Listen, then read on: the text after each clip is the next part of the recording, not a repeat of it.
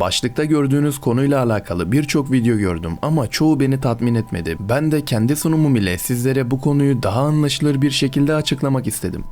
Sorumuz şu: karanlık madde nedir? Bizler dünya denilen gezegenin içerisinde yaşıyoruz. Gezegenimiz ise bir galaksinin içerisinde. Galaksimiz ise evrenin içerisinde. Bu üçünü iyi anlamamız lazım. Evren, galaksi ve gezegenimiz. Çünkü gezegenimizin sınırları belli. Galaksimizin de sınırları belli. Dünya denilen gezegende Samanyolu denilen galaksinin içerisindeyiz.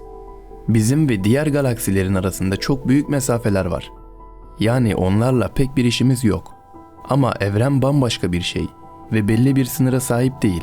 Evren, gezegenimiz ve galaksilerin hepsini kapsıyor ve daha evrenin sınırlarını tam olarak ölçemedik. Her ne kadar gözlemlenebilir evren hakkında bir şeyler söylemeye çalışsak da aslında sadece ışığın ulaşabildiği kadar gözlemleyebiliyoruz.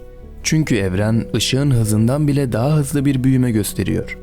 Yani anlayacağınız evren devasa bir yer. Bu yüzden onu anlayabilmek çok zor.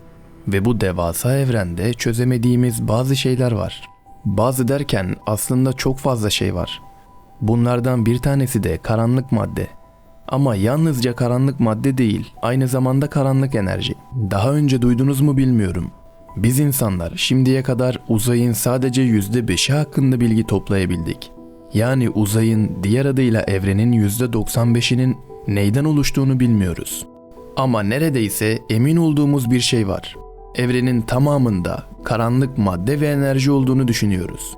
Maalesef elimizdeki imkanlarla karanlık maddenin varlığını tam olarak tespit edemiyoruz ve varlığını kanıtlayamıyoruz. Peki varlığını kanıtlayamıyorsak nereden çıktı bu saçmalık? Belki de öyle bir şey yoktur diyenleriniz vardır.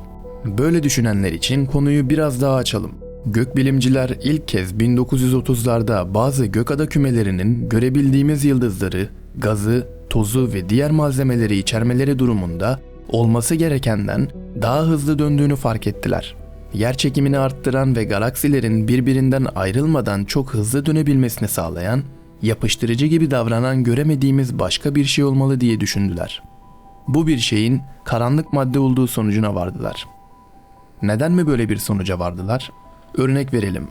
Bir atlı karıncaya bindiğinizi ve iyi bir denge kurabildiğinizi hayal edin. Atlı karınca hızlanırsa uçmamak için bir direğe tutunarak kendinizi geri çekmeniz gerekecek. Şimdi evrenimiz için de aynı şeyi düşünün.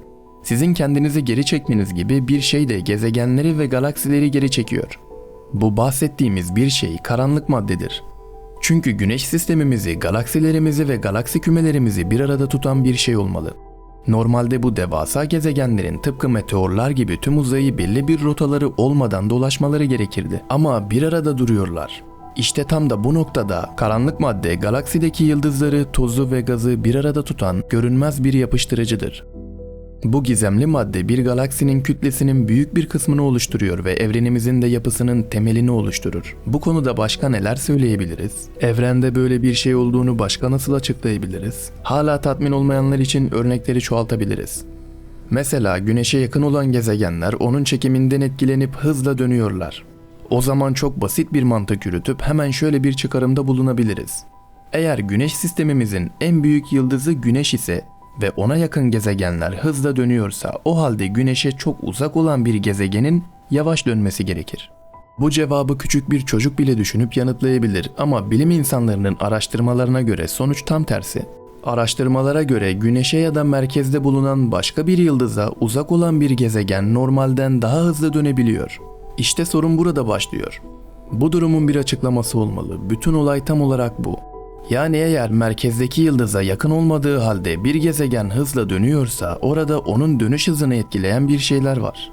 Ve o bir şeyler onun dönüş hızını etkiliyor. Ve biz o bir şeylerin karanlık madde olduğunu düşünüyoruz.